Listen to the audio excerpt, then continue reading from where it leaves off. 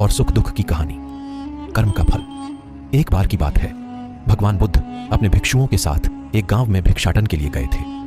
गांव में घूमते हुए उन्होंने एक बूढ़े आदमी को देखा जो बहुत दुखी था। बुद्ध ने उससे पूछा, क्या हुआ है, तुम इतने दुखी क्यों हो? बूढ़े आदमी ने कहा, मेरा बेटा बीमार है और डॉक्टरों ने कह दिया है कि उसके बचने की कोई उम्मीद नहीं है। मैं बहुत दुखी हूं और नहीं जानता कि क्या करूं। बुद्ध ने बूढ़े आदमी को समझाया कि सुख और दुख जीवन का हिस्सा है।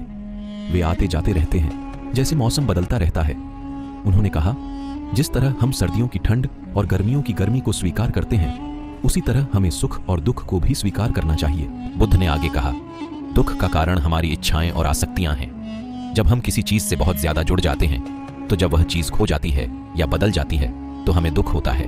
बुद्ध ने बूढ़े आदमी को कर्म के सिद्धांत के बारे में भी बताया।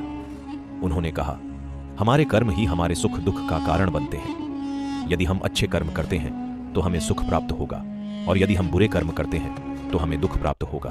बुद्ध ने बूढ़े आदमी को सलाह दी कि वह अपने बेटे के लिए प्रार्थना करे और उसके स्वास्थ्य के लिए अच्छे कर्म करे।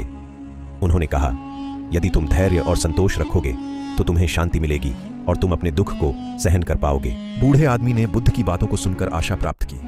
उसने अपने बेटे के लिए प्रार्थना करना शुरू कर दिया और अच्छे कर्म करने का प्रयास किया। धीरे धीरे उसका दुख कम होने लगा और उसे शांति मिलने लगी। यह कहानी हमें सिखाती है कि सुख और दुख जीवन का हिस्सा है। हमें उनसे डरना नहीं चाहिए, बल्कि हमें उन्हें स्वीकार करना चाहिए।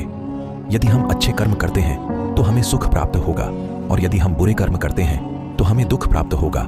कर्म का सिद्धांत हमें सिखाता है कि हम अपने भाग्य के स्वामी हैं। यदि हम अच्छे विचार करते हैं, अच्छे शब्द बोलते हैं और अच्छे कर्म करते हैं, तो हम एक सुखी और समृद्ध जीवन जी सकते हैं।